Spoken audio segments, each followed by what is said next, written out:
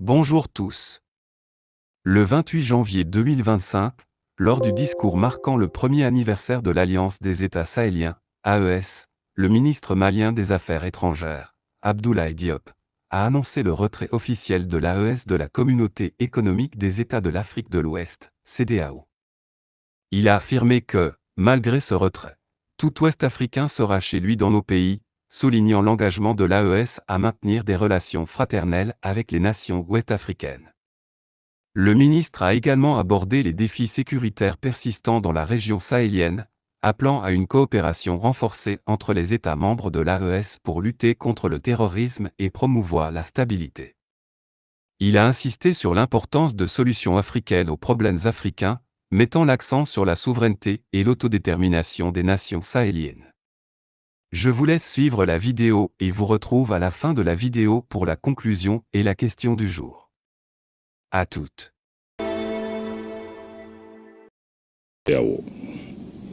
Dans sa déclaration du 14 décembre 2024, le Collège des chefs d'État de l'AES considère, à juste titre, la décision de proroger pour 6 mois le retrait du Burkina, du Mali et du Niger de la CEDEAO comme étant une énième tentative qui permettrait à la junte française et à ses supplétifs de poursuivre la planification et la conduite des actions de déstabilisation contre l'AES. C'est donc dans le respect total des textes de la communauté que nos États décident de s'en éloigner. Des textes qui disposent que le départ est effectif 1 an après son annonce. Le divorce désormais consommé, Bamako, Ouagadougou et Niamey peuvent poursuivre leur marche main dans la main sur la voie de leur souveraineté retrouvée dans une nouvelle alliance, la Confédération des États du Sahel.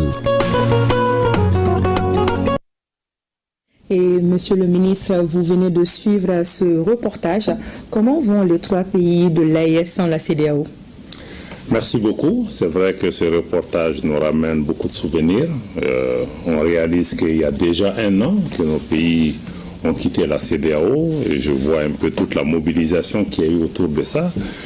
Je peux dire sans risque de me tromper que nos pays, le Burkina Faso, le Mali et le Niger, restent debout, restent dignes, restent résilients, mais aussi nos populations restent confiantes en leur avenir et avancent avec détermination pour la réalisation de leur pleine souveraineté, parce que nos chefs d'État, ce qu'ils ont fait, c'est de reprendre en main les destinées de notre pays et aussi empêcher quiconque d'utiliser notre appartenance à une organisation. Le fait que nous ayons abandonné une partie de notre souveraineté pour la réalisation de l'unité africaine ne peut pas être utilisé en retour pour pouvoir punir, affamer nos populations et même menacer d'agresser nos pays. Depuis, nos pays aussi s'organisent aujourd'hui. Ce n'est pas qu'une réponse à la CEDEAO, mais nous avons décidé de faire ce que nous voulons et dans le cadre de l'AES en essayant de recréer une nouvelle forme de solidarité qui se fait dans le respect, qui se fait dans la complémentarité, qui se fait aussi dans l'union et l'unité de nos peuples pour se lever ensemble, combattre l'insécurité à travers la défense et la sécurité, mais aussi permettre à nos pays de parler d'une seule voix à travers notre action diplomatique, mais aussi renforcer les actions de développement sur le terrain pour pouvoir cimenter nos différents pays. Donc c'est vraiment le message. Nous restons debout, nous avançons et nous regardons l'avenir avec beaucoup d'espoir, avec le sentiment que nous nous sommes réappropriés nos pays et nos destins, et c'est ce qui est le plus important. Notre histoire sera désormais écrite par nous-mêmes et pas par d'autres. Ok. Alors, Monsieur le ministre, vous venez de participer à une rencontre avec vos homologues à Ouagadougou sur les relations entre l'AES et la CEDEAO. Quelles sont les principales issues de cette rencontre? Vous savez, cette rencontre de Ouagadougou n'est pas une première. Vous savez, depuis la mise en place de la Confédération des États du Sahel, vous savez, la diplomatie constitue un des piliers importants. Nous avons des échanges réguliers et toute l'année, nous avons travaillé sur un certain nombre de questions. Maintenant, la rencontre de Ouagadougou avait pour objectif essentiel, prenant acte aussi des évolutions qu'il y a eu dans notre région et du fait que ça fait 1 an que nous sommes sortis de la CEDEAO et que nous essayons nous-mêmes d'aller dans la direction que nous avons choisie, c'était de pouvoir finaliser l'approche qui a été adoptée entre nos trois pays par rapport à la gestion de nos rapports avec la CEDEAO, mais d'entité à entité. C'est-à-dire que comment l'AES va établir ses relations avec la CEDEAO. Et dans ce contexte, vous savez qu'on a perdu près de 11 mois après notre sortie. La CEDEAO n'avait pas réalisé, n'avait même pas pris au sérieux notre sortie. Et je pense qu'il y a eu des tentatives plus ou moins heureuses ou malheureuses de pouvoir nous faire revenir. Et tout ça, ça nous a fait perdre du temps pour finalement réaliser de leur côté que notre décision était définitive. Et à partir de cet instant, le 13 janvier, nous avons reçu un courrier de la commission de la CEDEAO proposant des discussions. Nos pays n'ont jamais été fermés. D'ailleurs, sous la direction de nos chefs d'État, le président Goïta du Mali, le président Traoré du Burkina et le président Tchani du Niger, il a été convenu d'accepter cette main tendue et d'aborder la discussion collectivement en tant que Confédération des États du Sahel avec la CEDEAO pour pouvoir nous mettre d'accord sur les arrangements à mettre en place pour une coexistence pacifique des deux organisations, mais surtout travailler à la préservation des intérêts de nos populations. Donc c'était vraiment l'objectif essentiel de la réunion de Ouagadougou, de vraiment pouvoir aller dans une approche collective des échanges pour parvenir à un accord. D'accord. Alors vous avez tantôt parlé de tentatives pour vous faire revenir. Est-ce que vous avez envisagé des négociations à ce stade? Si oui, concrètement sur quel volet? Madame, il faut réaliser d'abord que nos pays sont sortis de la CEDEAO le 28 janvier 2024. Je le répète, le 28 janvier 2024, il y a un an. Donc pour nous, toute discussion ne peut porter que sur la suite de notre retrait par rapport à ça. Donc maintenant, vous savez, c'est une organisation qui a été bâtie quand même sur plusieurs décennies. Il y a plusieurs accords, arrangements qui ont été mis en place. Donc c'est nécessaire. Quelqu'un a parlé, je pense que j'écoutais le Premier ministre tout à l'heure, il parlait en tant que porte-parole du gouvernement, il a parlé de certains, ou bien c'est le journaliste qui a parlé de divorce. Dans le cadre d'un divorce, tout ne se règle pas en un jour. Je crois qu'il y a la garde des enfants, il y a beaucoup de choses. Donc, ce sont ces discussions que nous devons avoir pour pouvoir avoir des accords nécessaires. Moi, je crois à partir du moment où ils viennent maintenant pour pouvoir discuter des suites données à notre retrait et que nous-mêmes nous sommes dans la disposition de discuter pour faire avancer les intérêts de nos populations, je reste confiant que nous allons trouver les terrains d'entente nécessaires qui puissent préserver la stabilité et la quiétude, la stabilité de la région, mais aussi la quiétude de nos populations. D'accord, Monsieur le ministre, entre l'AES et la CEDEAO. Bon, nous nous réjouissons d'abord que nos États aient réussi collectivement de mettre en place un passeport, ce qui démontre l'attachement de nos chefs d'État par rapport à l'effectivité de la libre circulation de nos citoyens. D'abord, dans notre espace, quand on en parle, c'est d'abord la priorité, c'est renforcer la libre circulation entre nos trois pays, mais aussi permettre à nos citoyens de se déplacer librement. C'est un acte souverain qu'on a pris par rapport à ça.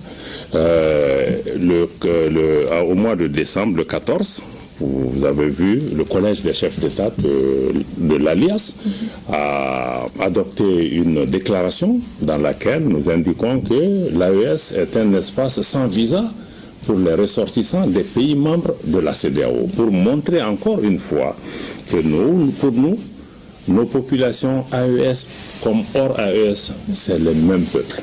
Donc, renforcer leur identité, ils peuvent continuer à se sentir chez nous et qu'ils n'auront pas besoin de visa par rapport à cela. Maintenant, pour les autres questions, je pense que les discussions en cours avec la CEDEAO permettront de déterminer vraiment l'étendue de cette question de visa ou pas et d'autres arrangements par rapport à la libre circulation. Mais je dois dire aussi que la libre circulation n'est pas une création de la CEDEAO. Nos États sont partis à l'indépendance dans les années 60. De 60 jusqu'à 1975, vous n'avez pas entendu d'imposition de visa entre nos pays. Ce sont les batailles, les résultats des luttes des pères fondateurs des indépendances pour pouvoir créer des relations fortes de solidarité entre nos pays. Et ensuite, si on regarde aujourd'hui, même du point de vue, on a quitté la CEDEAO, c'est vrai, mais du point de vue de l'UEMOA, l'Union économique et monétaire ouest-africaine, où nos pays restent membres, les dispositions par rapport à la libre circulation des personnes sont les mêmes qu'au niveau de la CEDEAO. Donc, de ce point de vue, si les textes sont préservés, il n'y a pas de souci particulier à se faire. Et en plus de ça aussi, il y a des arrangements bilatéraux qui existaient entre nos pays avant même l'existence de la CEDEAO. Tant que ces accords ne sont pas dénoncés, je pense que ces différents éléments sont là et les négociations permettront de définir cela. En tout cas, pour ce qui nous concerne, nous ne pouvons décider que pour nous, nos chefs d'État et nos populations ont très indiqué que nous sommes dans une vision panafricaniste. Il y a quelques différends, comme le ministre du Burkina l'a indiqué tout à l'heure, entre quelques dirigeants de certains pays et nos États. Mais pour nous, nous sommes le même peuple. Nous ne travaillons pas à diviser la population. Et nous travaillons en tout cas à trouver les arrangements nécessaires pour préserver nos populations. Parce qu'encore une fois, il faut que les uns et les autres sortent de la dynamique de dire qu'on va punir les populations pour renverser les régimes, pour pouvoir les soulever contre leur régime. Mais nos populations sont unies, c'est les mêmes populations. Il y a des acquis qui ne sont les acquis d'aucun État, d'aucun chef d'État et même d'aucun pays pris en particulier. Donc nous restons confiants, nous partons dans cette discussion avec ces principes et cette vision que nous devons créer un espace pour nos populations et préserver les acquis. Les populations, je crois qu'il faut saluer la mobilisation extraordinaire des populations comme le général d'armée, notre président Assimi Goïta le dit très fréquemment, la population est notre centre de gravité. J'ajouterai ma propre touche pour dire que la population, en fait, c'est notre arme fatale.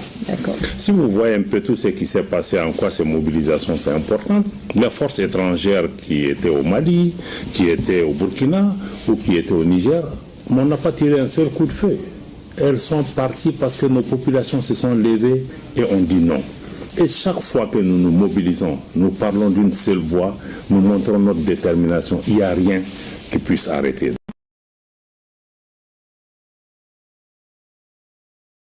Donc je pense que cette mobilisation, il faut la saluer au sein de nos pays, mais aussi dans plusieurs pays africains et même au sein de la diaspora. Je crois que ça envoie une image de détermination au monde entier qui a compris maintenant que nos populations veulent aller dans une autre direction. Ils ne veulent plus être soit colonisés, soit être dominés. Ils veulent être maîtres de leur destin. Ils veulent pouvoir vraiment changer les choses pour eux. Donc je voudrais saluer non seulement leur mobilisation, mais aussi toute la résilience de nos populations. Le ministre du Burkina l'a indiqué, ça n'a pas été facile, ça ne sera pas facile, ça sera un long travail. Ça ne sera pas un combat du président Goïta, du président Traoré ou du président Tchani. Je pense que ça va être un combat de longue haleine pour préserver nos pays, pour préserver la dignité de nos populations, pour encore une fois nous réapproprier nos pays et nos destins. Alors, un message d'assurance pour ces peuples le message d'assurance, c'est de dire aux uns et aux autres, malgré toute la campagne d'intimidation, de désinformation, restons sereins. Ça fait déjà 1 an que nous sommes dans cette situation. Nous continuons à avancer.